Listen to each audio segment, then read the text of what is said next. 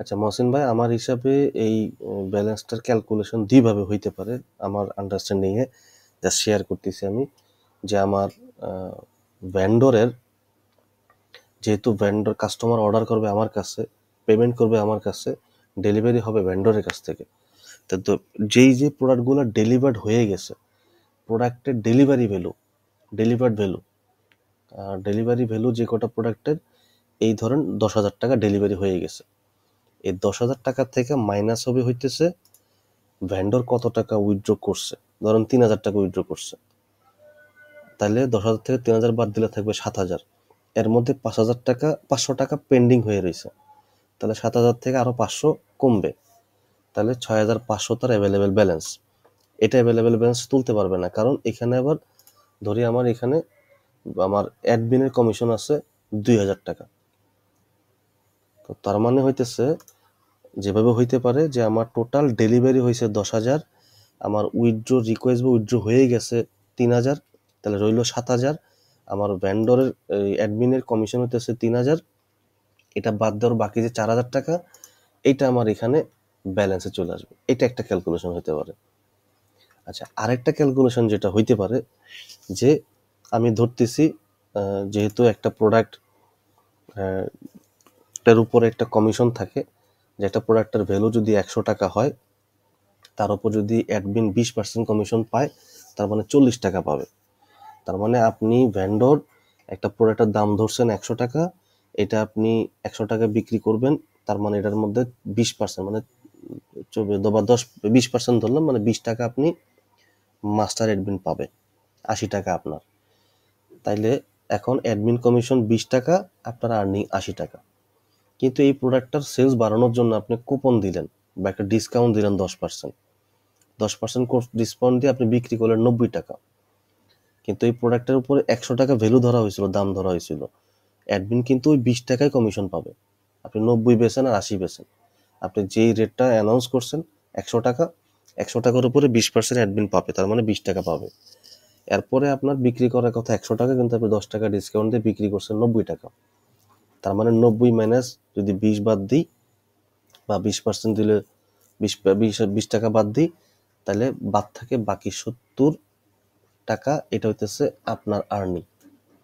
তাহলে এখানে যেটা হইতে পারে, যে আপনার আর্নিং টোটাল ভেন্ডর টোটাল আর্নিংটা 49,000 টাকা, এর মধ্যে যেটা উইথড্র করছে ধরলাম 20,000, 10,000, 9,500 টাকা, তাহলে বাকি রইল 40,000 টাকা। এই টাকার ভিতরেই কিন্তু আপনার আছে কিন্তু ডিসকাউন্টের টাকাটা, তাহলে ডিসকাউন্টের টাকা বাদ যাবে রিফান্ডের টাকা। সবগুলো বাদ দেওয়ার পরে যেই টাকাটা, এটা হবে আপনার টোটাল ব্যালেন্স, যেটা উইথড্র করতে পারবে। আমার হিসাবটা আমি আপনাকে বুঝাইলাম, তারপরও আমার মনে হয় আপনি ব্যাক এন্ডে কিভাবে করছেন এটা আমার একটু বুঝাই দিলে আমার জন্য ক্লিয়ার হইতো। আমি আমার আন্ডারস্ট্যান্ডের কারণে আমি ক্রস চেক করছি, এখানে আমার হিসাবে কোনোভাবে মিলতেছে না। যেমন ধরেন আমি লামিরা কর্পোরেশনের সেলসটা নিয়ে আসছিলাম, 49,444 টাকা এখানে টোটাল যোগফল। তারপরে এখানে রিফান্ড আছে, এই 3টা রিফান্ড, তাহলে এই 3টা রিফান্ড আর্নিংস থেকে যা তার বাদ যাবে, তারপরে তার অন্যান্য আরও যে ক্যালকুলেশন যেভাবে বললাম সেগুলো বাদ যাওয়ার কথা। আমি তো হিসাব করি, আমার হিসাবে কমিশন আর্নিং, যেটা সেকেন্ড ভাবে কিভাবে ক্যালকুলেশন করতে পারেন, কমিশন আর্নিং হয়েছে এত টাকা, এখান থেকে এসে উইথড্র করছে 8,500 টাকা, 100 টাকা পেন্ডিং, রিফান্ডের রিকোয়েস্ট ছিল, রিফান্ডটা তো মাইনাস যাবে, কুপনে খরচ করছে 500, ডিসকাউন্টে খরচ করছে 500, তাহলে বাদ বাকি টাকাটা আসছে তার অ্যাভেলেবেল ব্যালেন্স। আমি আবার প্রথম নিয়মটা যাই। প্রথম নিয়মটা কিভাবে হইতে পারে? প্রথম নিয়মটা হইতে পারে যে আমার প্রোডাক্টের ডেলিভারি ভ্যালু, শুধু প্রোডাক্টের ডেলিভারি হয়ে গেছে, ডেলিভারি ভ্যালু এখান থেকে মাইনাস যাবে আমি কত টাকা উইথড্র করছি টোটাল। যদি 10,000 টাকা আমি টোটাল ডেলিভারি হয়ে থাকে, তাহলে আমি উইথড্র করছি 3,000 টাকা, তাহলে রইল আমার 7,000 টাকা। 7,000 থেকে আমার অ্যাডমিন যে কমিশন পায়, এই কমিশন বাদ দিলাম 3,000, বাদ বাকি 4,000 পুরোটাই আমার অ্যাভেলেবেল ব্যালেন্স আমার হিসাবে। কারণ কি? কারণ আপনার এই প্রোডাক্টের যে ডেলিভারি ভ্যালুটা, এখানে কিন্তু রিফান্ড বা আপনার যদি ডিসকাউন্ট থাকে এটা মাইনাস হয়ে আসে। তো আপনি কোন হিসাবটা এটা একটু করছেন আমার একটু ক্লিয়ার করলে আমার জন্য ভালো হইতো, কারণ আমি লামিরা কর্পোরেশন আর ইয়াতে আপনার বিগ ব্যাগ সফটওয়্যারে দেখছি আমি দুই জায়গাতে হিসাবটা মিলাতে পারতেছি না। বিগ ব্যাগ সফটওয়্যার দেখলাম এই জন্য কারণ লামিরা কর্পোরেশনে একটু ছিল, কমিশন হিস্ট্রিতে উইথড্র ছিল, রিফান্ড ছিল, ডিসকাউন্ট ছিল।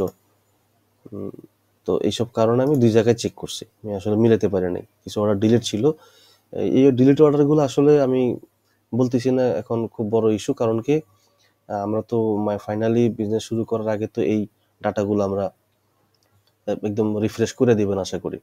রিফ্রেশ করলে তখন তার কোনো অর্ডার ডিলিট করার প্রশ্ন আসে না। তো আপনি একটু প্লিজ এটা দেখেন, আমি এটার এই অ্যাভেলেবেল ব্যালেন্সের হিসাবটা কোনোভাবে ক্লিয়ার হইতে পারতেছি না।